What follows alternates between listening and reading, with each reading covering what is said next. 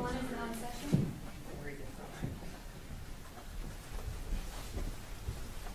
Good morning. Please be seated. We are here for oral argument in cause number CV170596FC, Buckholtz versus Buckholtz. These proceedings are being video and audio recorded, so we ask counsel to please identify yourself and your client at the beginning of your argument. Each side will have 20 minutes. Appellant's counsel is responsible for watching the clock to reserve a portion of that time for rebuttal if desired. Also, we've read the briefs, have discussed this case in conference, so we are familiar with your arguments. With that, counsel, you may proceed. Good morning. May it please the court, Steve Everts on behalf of Bill Buckholtz. Mr. Buckholtz has waived his appearance this morning. The first thing I would like to advise the court, and one of the reasons why I asked for oral argument today, was because everyone in this case knows that the trial court improperly considered husband's disability benefits in connection with the division of community property. On page 7 of his ruling, Judge Campanola compared the ruling between a forest and a tree, if you recall. He also on page 8 said that the value of the military disability pension, as he called it, was even greater. Just clarify that point real quick right off the bat. You bet. Military disability pension. So it is a disability payment, not a retirement pension kind of thing. It's just a disability paid out over a term. Correct. It's a monthly benefit, but it's for a disability. It's not like a retirement plan. He compared the two and said that he even went so far as to say that the value of husband's military benefit was greater than wife's 401k, and he said it's likely husband will receive far more than wife, which means that he undoubtedly took it into consideration with regard to his ruling. It was improper to do so because, number one, that was his sole and separate property. Everyone agreed to that at the time of the trial. It was also earned prior to the date of the marriage. So it should have been affirmed to him and not considered in the division of property. Secondly, under ARS Section 25-318.01, sub 1, this was a military benefit from which is not to be considered by the court in the disposition of property. As a result, on this basis alone, without regard to anything else in connection with this case, it should be remanded so that he is not to consider, or any judge that hears this, is not to consider the evidence in an equitable division of the community property. With regard to the division, I don't think that's also much in dispute in this particular case, except for the fact of what we count in terms of the assets. Once we take out the military benefit and we agree that the house has been divided and the 401k has not, then there's a lopsided division, which is greater than 2 to 1 in this case, or at least $100,000 or 6 figures. I want to address some of the arguments that have been raised in connection with the answering brief in light of the positions that were taken. First one was with regard to a gift. There is no evidence. The argument was that the transfer of the funds for one half of the equity in the house was a gift from husband to wife. There was no evidence presented at the time of the hearing that substantiated the argument that this was a gift. In fact, the word was never used in any pleading or in any ruling by the trial court. Second of all, there were no findings by the trial court in this particular case with regard to any form of a gift. And I requested findings of fact at the time of the trial, and the court made the findings, albeit they were false or incorrect or erroneous, there were no findings with regard to a gift. That was even despite the fact that wife admitted in her answering brief that this was a thorough and complete 14-page decree, as she states. In fact, the court found just the opposite. The payment to wife was for her one-half interest in the house. In fact, he specifically said that that's what it was, and he mentions it twice in his ruling.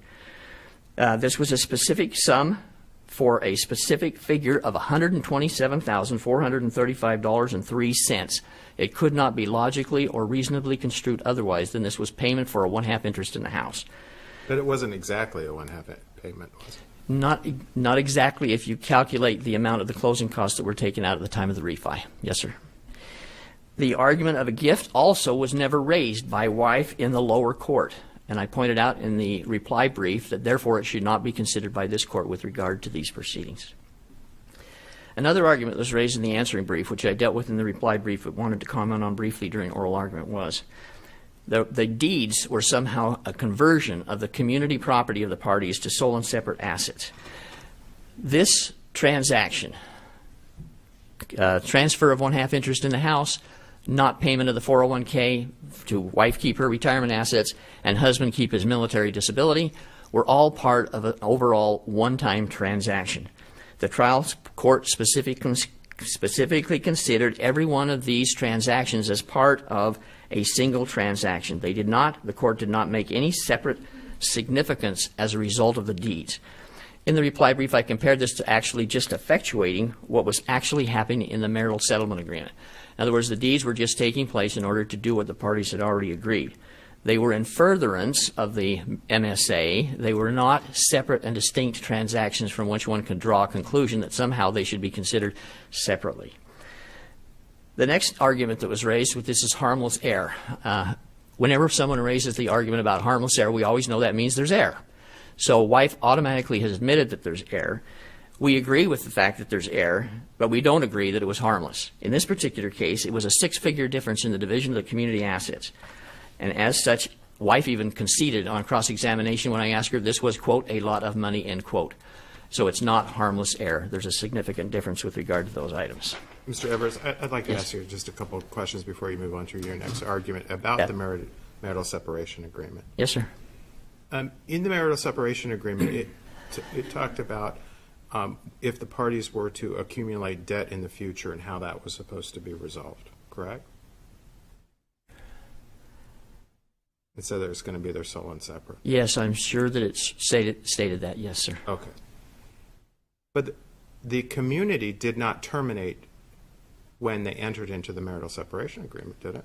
Obviously not. Even though this court retroed the values back to that date of the MSA. Right.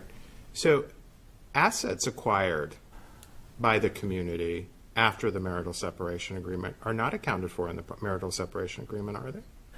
I do not believe they were addressed in the marital settlement agreement. So additional assets acquired under the law, anything acquired during the course of the community would be deemed community property. So assets acquired, so I'm assuming that assets acquired after that date, there may be a marital lien or some other form of action, but it was not addressed in the decree, was it? No, sir.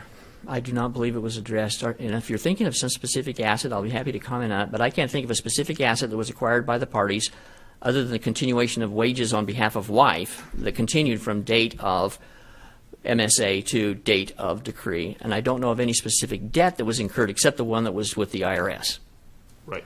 What I'm concerned about is, from what, and I don't know the exact numbers in going through this record, but wife acquired, or the value of the 401k went up considerably during the period of time from marital separation agreement to the time of decree. It did. And during that period of time, wife contributed to her 401k. Yes, sir. Does that mean that he has a marital lien on at least on the contributory assets that were put in the community assets into? Now that you've raised that point, arguably yes, because it would have still been community contributions the wife was making up to the date of the decree. Now, of course, that assumes that the deed that he transferred, whatever that meant with regard to the 401k and the agreement that she keep her 401k would not stand. Well, but that clearly, whether they call it a deed of trust or what, clearly the intent of the parties at the time they entered the marital separation agreement was that at that point in time, that asset became her sole and separate property. Yeah, it would be silly to argue otherwise in light of the title of the document and the way in which it was construed. Yes. Okay. Thank you. You bet. I want to address for a few minutes the equitable defense arguments that have been raised with regard to this, both in the trial level as well as in the appellate level. Okay, well, let me ask you that. Where in the trial level did wife assert equitable defense? Only at the trial. During the trial? Because it's not in the pretrial statement. No, it's not in the pretrial statement. I believe it was. Did she file a notice of defenses prior? No, sir. In the answer, or at any time did she allege that there were going to be equitable defenses raised? No, sir. It was based upon the evidence only. The first one has to do with latches, of course. I've addressed this both in the opening and as well as in the reply brief, but the The findings on all three, latches, detrimental reliance, ratification, are extremely slim by the trial court if it's going to rely upon those in terms of arguing that the MSA can't be challenged. In this particular case, the only finding with regard to latches was the passage of time of 3+ years from the date of the MSA into the date of the decree. As this court is well aware, the passage of time by itself cannot be considered as a reason for latches. There has to be more than just simply the passage of time. I listed the 5 elements, including the passage of time was not enough. The delay has to be unreasonable. A party knows of his or her rights. There's prejudice sufficient to deny the relief, and there's an unjust result. In a tort case, where we use the statute of limitations, in a medical malpractice case, even in contract cases, we have the discovery rule. That means that from the time that it's actually discovered, the person has that much time within which to file their claim. In this particular case, the husband was blamed for not filing his claim quick enough, but there was not any finding, not any proof even offered with regard to him having knowledge of a right to file a claim or to do something different than what was done in the MSA at any point along the way. The lack of that finding in and of itself is erroneous because it should have been made in the fact that I asked for findings of fact if the court was going to rely upon that particular item. There's no finding with regard to husband's knowledge of his rights. In fact, the first knowledge that he ever had of any of those rights came when he came to meet with me. I know that's not a matter of record. I'm not asking you to take it as a matter of record, but he didn't know anything about what his rights were with regard to his military disability benefit during the course of these proceedings. He actually had contrary knowledge of what it was because both he and wife were under the assumption, based upon what I believe was erroneous advice, that he could trade his benefit and treating it as if it were a retirement benefit, the same as she was receiving a retirement benefit in her 401k. Before you go on, could I ask you another question? And it's in regard to this. When a trial court, or the Superior Court, I should say, makes a determination under 317, does he or she look at the date the marital separation agreement was entered to determine whether it was fair and equitable, or at the time it's actually filed, or the date of the hearing?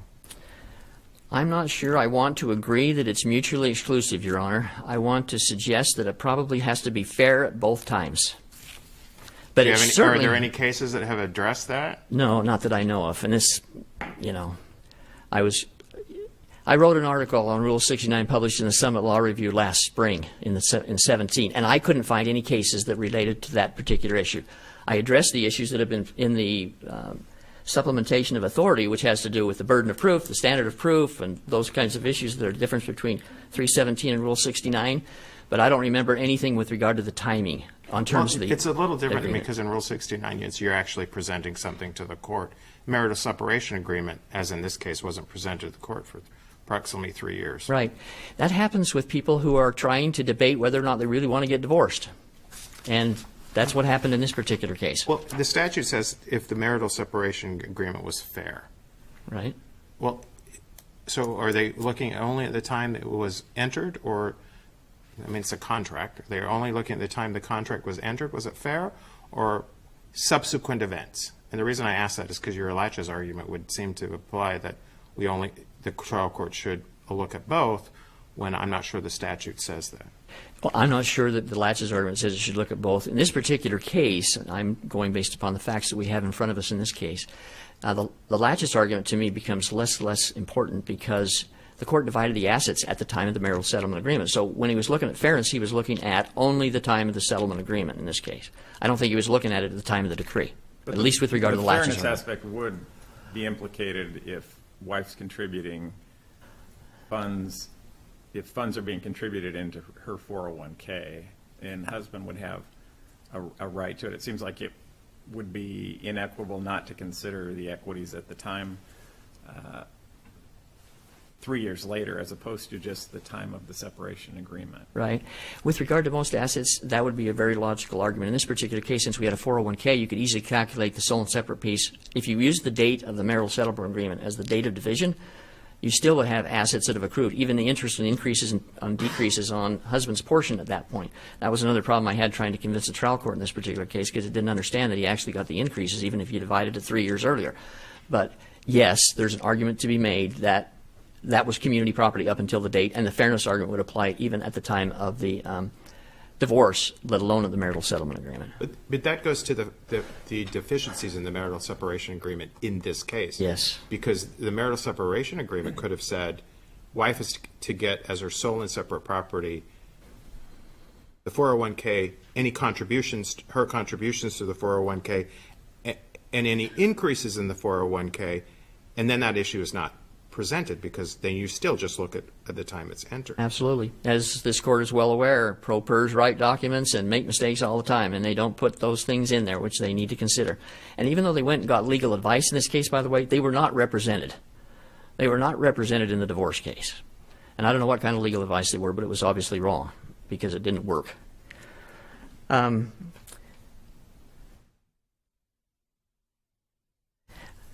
So husband didn't have, I was talking about latches and why husband didn't have knowledge of the rights that he had until he actually started the divorce process. So in that particular case, without that kind of a finding, there's clear error in the findings because the court didn't, if it was going to... Even if he didn't have knowledge, if wife could show some sort of prejudice, wouldn't you still have a latches argument? I don't think you'd have a latches argument, but then you'd have to have, I mean, that is one of the elements of here, but it also goes to the detrimental reliance argument as to whether or not she relied on something. And that goes to this second point that was raised with regard to those defenses, again, not actually pleaded in this case, but relied upon by the trial court, which was the finding that she had spent a majority of her house funds and that $30,000 was contributed to a charitable group. That was what the court made findings on. In this particular case, neither one of those, that she spent the funds or that she spent the majority of her funds, are correct. Because if you assume, which we can't assume, just because you made an investment of $40,000 in a bogus trucking company, there was still 69% of her assets that were remaining, certainly clearly not a majority, $30,000 of which was still in cash, which she had. That finding, in fact, of a majority was clearly erroneous. Also, the fact that it was spent is erroneous because just because a person, there's a difference between spending the funds and investing the funds or transferring them from one account to another. If somebody changes them from a savings account to a checking account or puts them in a 401k or a money market account, that doesn't spend them or use them. In this case, she invested in a house for her mother in Honduras. That was what she testified. So the funds were still available. There was no evidence to suggest that she didn't have them. They were just transferred to a different form of entity. Besides that, we're talking about one half of a 401k, which was still fully intact at the time that this case came to trial. The 401k was never changed. It was clearly easy for the court to have simply said, in order to divide the house and divide the 401k, they were both intact at the time. And I mentioned also the assets being valued in 2013 as opposed to 2016. I have 3 minutes left. I think I'll reserve that for rebuttal. Thank you very much. Thank you.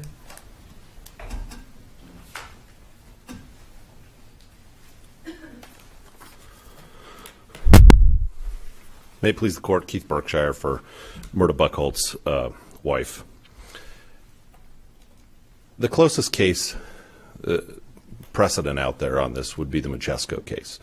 In Machesko, like here, the parties signed an agreement. Well, Machesko, they actually didn't sign an agreement, but they had an agreement, and they followed it for quite a period of time. That is exactly what happened here. During both parties' testimony here, they stated that they knowingly signed the agreement, they knew exactly what it meant, they knowingly conducted all the transfers, and then they lived apart for 3.5 years, completely effectuating the agreement for the entirety of that time.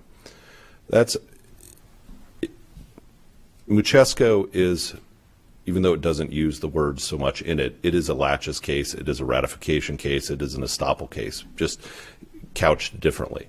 Here, they had an agreement. There's no dispute of what the agreement was. There's no dispute that they missed about. Mr. Berkshire, are you conceding the point that at the time they entered into the agreement, if it included division of the equity in the home and the wife getting the 401k, that is an unfair property settlement agreement? Fair doesn't have to be equal. The parties are free to $100,000. The parties can enter into agreements any way that they want to, Judge. We have agreements. As long as they're fair. Well, parties can enter it if they knowingly do it. They can do whatever we want. I have cases all the time that 317 says it has to be fair. Well, if there's a contest, but you presume that what the parties' agreement knowingly did started with fair. The Hutke case that just came out is this presumption that they knew what they were doing, that they knew that the agreement was fair. Was there that big a difference in the Hutke case? I don't believe the actual dollar amount in Hutke was in it. But again, there's no question that they actually knew what they were doing. If husband had what he's saying bad legal advice, well, sue the lawyer he went to. I mean, that's City of Phoenix versus Hey, Panzina. you're not answering my question. Was the agreement fair at the time it was entered? I know you have a gift argument to be made. It's not. If the actual agreement was that she was getting her retirement plus half the equity in the house, which we contest the agreement was, that we can believe that it was house for retirement. That's definitely not an equal dollar amount. It's not even value. close. No, it's not. Okay, However, and that's how the trial court viewed it. Well, that's one of The the. trial court viewed it as being the agreement was she would get half the equity in the home and her 401k. I'll admit that the page cited by Mr. Everts states that. Okay. And it does. I'll admit that the page also compares the military disability in that. And obviously that's under 318.01 is not the case. And actually my case states that you can't do that as well. So you admit I was waiting for Steve to actually cite my own howl against me, but right. So you're admitting that the trial court erroneously considered a factor in determining whether or not this was fair. in one of the arguments the trial court utilized, that appears to be what happened. But that wasn't the only way that the trial court upheld this. The trial court also used the equitable defenses. And the equitable defenses, even though I thought there was something in the answer that basically alleged, well, it might not have said the name of the equitable defenses. I think it alleged the time delay. I don't have it with me, so I'm not going to totally hold myself to that. But even the court utilized them. They brought it up at trial. Rule 34B allows these. It wasn't in the pretrial statement. It was not in the pretrial statement that I remember. But that was never. It was in the answer if you didn't put it in your pretrial statement. Well, you would waive the defense. Correct? Except Rule 34B allows amendment to conform to the pleadings, and the court clearly allowed that proceeding to go forth with Without that saying argument. anything to the parties. Well, neither party also objected to that. They still have to object to if they're adding additional evidence into the fact. If Rule 34B, if you testify about stuff that's outside the scope, essentially, that allows them, without the other side objecting, that allows the defense to come into place. I mean, that's used in civil nonstop. We don't, for some reason, family court doesn't seem to utilize it, but in civil, the equivalent of 34B claims are made all the time. But as far as the laches argument goes, there's no way that you can say that she didn't detrimentally rely on this agreement. She had the money, and she spent essentially her half of the money from the house. And this goes exactly to something you asked earlier, Judge Marty, which was about the values as of when. Husband is trying to claim the marital settlement agreement has relevance, but it's completely wrong. If the marital settlement agreement isn't valid, then theoretically it's gone. The date that it was signed is irrelevant. Under just standard community property law, it would be the value now, including the value of the house now to be divided. Her money, if he has other monies, and her money's all gone, that would have to be considered. If we're going to take a snapshot, it would be as the September 2016 date of service. Then you have the issue of essentially the disclaimer deed and the quitclaim deed on the retirements. So even if the marital settlement agreement isn't there, even without it, we've got Bell Kilbourne and Bender and Thomas issues where those things were signed, unquestionably transferred knowingly, and those things therefore aren't actually in the community. So what's in the community is actually nothing. Because this court in Thomas found that when the parties contemporaneously, pre-decree, signed a deed transferring a condominium outside from community property to separate property, the court found that the court didn't have jurisdiction. This court found there was no jurisdiction to deal with that asset. Even without the marital settlement agreement. Except assuming for the sake of argument that the husband would retain sole and separate property under what you just stated, a wife would still have a marital lien on the property, considering he's been making the mortgage payments for the last 3 years. Maybe not, if he's paying it with his disability pay. Because there'd be no community income from that. Because we don't know exactly. There was no evidence. There was no evidence of what actually they have at this time.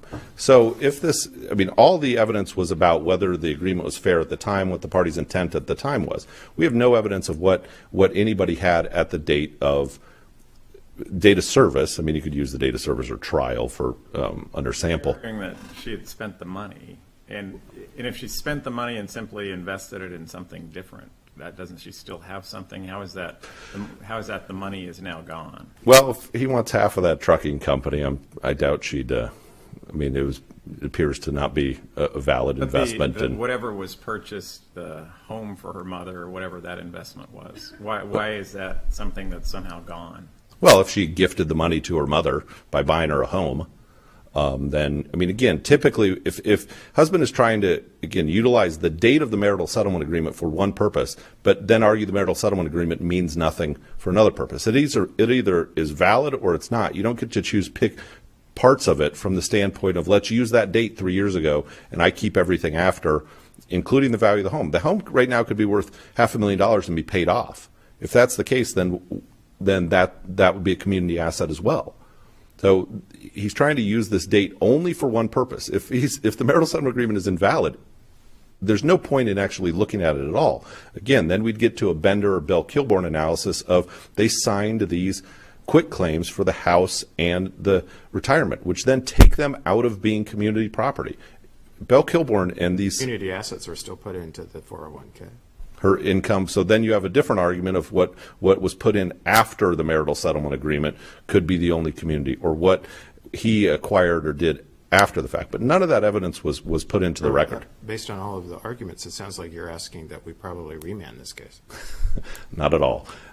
I'm arguing that the parties knowingly signed an agreement and effectuated it for 3.5 years. The same is exactly happened in Machesko. Are you arguing that the court has no responsibility to assess whether it's fair? I think the argument is much less in Hutke, where they talked about Sharp and that Sharp was a claim of a duress and these types of things to try to set it aside. Here, there's no indicia of that. They talked about being under stress, but the court went through and found that neither party was under duress. They were just the conflict that arises from ending a 40-year marriage. The court's analysis clearly was premised on something that's not accurate, that the military benefit was a community asset. How do we know that the court did any kind of correct analysis on whether the agreement was fair if the court was under the mistaken impression that the military benefit was a community asset? Again, I think that those were two independent claims that the court could utilize, which is the military, which, again, you can't utilize under 318.01, but then the latches and the equitable defenses is the Machesko part. Those are two different ways. I mean, the court was clear in stating that this was an independent way to uphold the MSA that was irrespective of the actual equal division that the court found. So they then found, I mean, it was a second way that the court upheld it. I don't think I think they can be mutually exclusive. I don't think they're reliant on each other. And so we don't need to find that there's a gift either? That your gift argument is unnecessary? Is that your position? I don't believe you have to find that. I believe, again, that it's another way that this court can uphold it. I mean, I think the gift argument is another way. I think you've got latches as one way. Gift when no one's made a finding regarding a gift below? He clearly testified that he knowingly gave her the money. It was his intent to give her the money. He testified he did give her. I mean, there's a 3-part test for gifts under O'Hare and Armour. It is intent to give the money, delivery, irrevocable title. All of those clearly happened. He testified that he knowingly gave her the money, knew exactly the amount, transferred it, instructed the title company to do so. The fact that the transfer occurred was delivery. And then the fact that she had title to it. It went into her account. He testified that they did that. Do you have any case that would support the argument that you can claim a gift on appeal when it was not raised in a pretrial statement, it was not found by the trial court, but the Court of Appeals is necessarily going to still find it? Again, I think it gets to the argument of just the 34B case law, that there was clearly testimony about it, and that as the evidence was put into the record, the pleadings could be amended. So that's a no? You don't have any case to support I don't have anything beyond that argument, Your Honor. Okay. But again, we've got, it falls back to the latches and ratification. I mean, ratification in and of itself, I think, is probably what the Machesko, I mean, if I was going to say what Machesko actually said, is ratification. You knew you had an agreement, and you did everything to comply to that agreement, and you transferred all the assets to comply with that agreement. I think there's a big difference here than the standard Hutke, Sharp, Wick line of cases. In those cases, it's I signed something, and before I got the decree, before I transferred anything, before we did anything about it, somebody contests it. It's the typical, I settled at mediation, and 2 days later I have buyer's remorse and I want a Sharp hearing. This is not that case, and that's the difference between a Hutke case and a Sharp case and a Mochesko line, which is you did it. I mean, if any time during that 3 years one of them just would have lodged this, I mean, as the MSA essentially said they could, which was put it into the make it into the decree, they could have done that. The fact that Hold on. You can't just lodge a marital separation agreement. You have to file something. again, they could file a petition. They could file Petition for dissolution. petition for dissolution and notice of settlement and essentially lodged a Rule 69. And if they lodged it, then the trial court would have had to analyze it under 317. Yes, but again, the difference of the So that goes back to time. my point that you haven't addressed is under 317 is the time the trial court is supposed to consider it is the time the marital separation agreement is entered, or the time the time of dissolution, which in this case is 3 years later. I'll agree with Steve that there's no case law that says it. There's no case law that says it on postmarital agreements under Harbor either of when you actually do that analysis. Nothing that I've. Difference? I think there's arguments that could be made, much like we use in the sample case of when you value assets. There's arguments that could be made both ways that it makes a difference. There's arguments that you could make for at the time of the decree to do the equitable calculation versus at the time of the that entering into the agreement. I mean, it depends which side you're on, which one. You know, I give you $5 of Amazon stock in 1992 versus a $5 bill. You know, Amazon went up 13,000%. So, I mean, there's an argument there that it would make a difference. Well, if it was equitable at the time it was entered, and then based on change in circumstance, as you just described, Amazon going, it's still equitable at the time it was entered, right? Well, but it might not be equitable if it was 10 years later. It wouldn't be equitable at the time of the decree. Well, should that be taken into account by the trial court? I think it can be taken into account if somebody's trying to set aside the entire agreement. I think there could be an analysis of what are the assets now.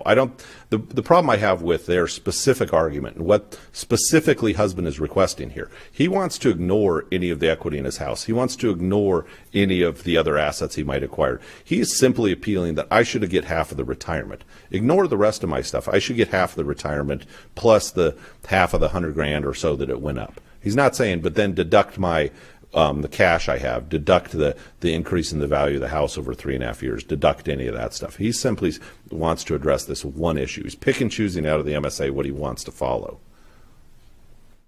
So he's not arguing really one way or another. He's taking one argument, using one date for one purpose only. Isn't that part of the problem? Is just the MSA is not a complete settlement agreement between the parties? Well, I think it is. I absolutely. You already talked about the fact that the community continued to grow. Well, and that's not covered by the MSA. My point, Judge, was that it's not covered if the MSA is set aside. The MSA covers it. We've transferred our assets. He signed over. You own the retirement. Did he waive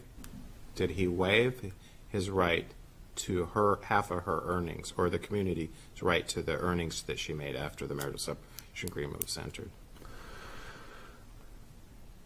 I think implicitly in saying you get your retirement account. I mean, neither of them. So you'd have to read it in. Neither of them specifically discussed their earnings after. But again, I think one of the points here that the husband's trying to make is comparing it to his military retirement. There was actually no testimony by either party that at the time they compared it to his military retirement. It was, she got her retirement, I got the house. Afterwards, evidently to avoid creditors, I transferred her half the house, and because I wanted to get back together with her, and because I felt bad for her that she was going through some of these things. It was an after the fact. After he had title. I mean, she signed title, I believe, the 24th, and then he gave her money. This was after the fact. There was no testimony that either of them considered the military retirement, cash valued it, or did anything in any way at that time. That was an argument made at trial, that the offset. It wasn't made at the time that they signed it. Neither party, I mean, husband specifically didn't testify at all that he was saying that, I considered and I cash valued 25 years of my disability payments and what that was going to be compared to her retirement pay. It was, I knowingly did this, I knowingly gave her the money after I got advice. You don't have to be equal. You can give away, I've had cases that decrees signed that were 10-1 as far as community property. You don't have to do it. You knowingly did it, and he knowingly waived his right in that. He knowingly gave her the money. He testified about it repeatedly, that I knew I was giving her half the house above the fact that I got the house. And if it was 10-1 and the trial court said that's not fair and equitable and could disregard it, correct, under 317? I think the trial court obviously could. I think the difference is, again, there's a big difference in the line of cases, the 317 cases versus the Muchesko side. Muchesko came out not long after Sharp did. It was only a couple of years. But it's that difference in facts, that the fact that you lived with it for years, which is the difference.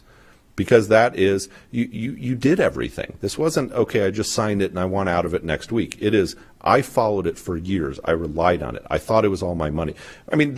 She's got a detrimental reliance argument from the standpoint, if she thought that he wasn't going to follow this agreement, she would have got divorced right then and not had the additional community money that went into her retirement. Support that argument? I don't remember seeing that where she would have said, the only reason I went along with this is because I... No, I'm not saying that was an argument that was made. I'm saying there are multiple detrimental reliance arguments that could be made here. But the one that she specifically made was, I spent my half of the house money. So he wants to say, let's go back. There are a lot of detrimental reliance arguments that could have been made if it had been pled and actually tried. Again, I think it was tried from the standpoint of the court allowed the evidence. The court made specific findings on latches. There was no motion after the fact to strike any of this. There was no motions on it. The court allowed this testimony to go forward and allowed the argument to go forward. That was the time for objection. Under Leathers, which is one of the cases I'm assuming you're referencing about pretrial statements, they objected at the time to the testimony. They objected to the life insurance being even disputed or added on at that time. Here it wasn't objected to. This testimony about did you rely on it and those things. It wasn't objected to, which allows that amendment of the pleadings. I'm not saying it's as clean as it could be, but the testimony was allowed and there was a finding. Clean as it should be. And as you know, Your Honor, the 93% of cases that are done by pro pers in this county specifically, very few of those are as clean as they should be. And if we started, admittedly so, but there were 2 lawyers in this case. But if we started setting aside all agreements or doing this because of what somebody thought might be the law, that 93% of cases that are settled and taken to court, and including through mediation and other processes, are all at risk. This is a standard way that cases are done. That 2 pro per parties meet by themselves after a 40-year marriage and come up with what they thought was fair and then effectuate it and do it and follow it for 3 years. And I'm out of time. Thank you. Thank you. I'll comment on a few points that were raised in opposing counsel's argument. First of all, there was no testimony regarding a trade for the 401k for the retirement benefit. If you refer to pages 16 and 17 of our opening brief, I quoted from the transcript, page 129, line 17 through page 31, page 130, line 12. Wife said specifically, and he thought that it was fair for him to get his pension, which at that time we didn't know if it was divided or not. She goes on to say, so you have specific discussions regarding that inequitable division. He would always have his pension and earn about $4,000 to $5,000 a month, and that always you would have her 401k. Correct. That's your discussion. Answer yes. That's in the record. With regard to ratification, I just wanted to mention a couple of quick points. So yes, sir. What is your response to the argument that fairness doesn't necessarily mean equal, and if the parties understand that husband is going to be receiving a military pension, if he willingly agrees, this is fair in light of that fact, why would the court necessarily need to set that aside? Because the court is the gatekeeper under 317 of what's fair. That's why they have the option of holding a hearing or not, or modifying the agreement or not, or discounting it. Does fair necessarily require a finding that it's an equal division? You raised that point. I wanted to point out one thing with regard to that. Footnote 5 in this supplemental authority case, the Hutke case that was raised, the court relied, this a division of this court relied on the fact that that equitable did not necessarily include the word fair under fair was not necessarily equitable under 317. And they quoted Black's Law Dictionary in support of the idea that the court could not do an equal division. We don't have to rely on Black's Law Dictionary in the state of Arizona. We have the Hatch case that says property is divided substantially equally, and that's the But if law. somebody comes in with $10 million of separate property, they're married for another 30 years, but they still have $20 million or $10 million, whatever, of separate property. They enter into an agreement that divides up community assets that's clearly not 50-50, understanding that I've got $10 million of my separate funds. Why would the court necessarily have to look at that and say that's not an equitable division of community assets? I think they could have $100 million of sole and separate, and you still equitably and fairly divide the community property. Parties agree to do it. Why can't the parties agree to do it in a manner that's not 50-50? Well, can they agree that that would be done? I guess that they probably could. This isn't that case, because these parties were relying on the assumption that it was a community asset that was being traded for a community asset, not a sole and separate asset. Husband had no knowledge of any sole and separate property in this particular case.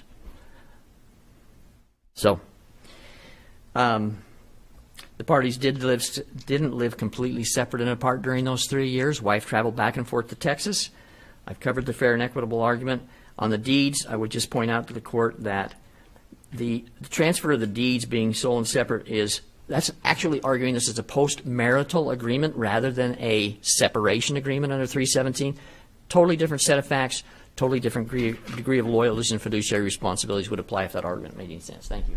Thank you, counsel. We thank you both for your arguments. This matter will be taken under advisement at this time.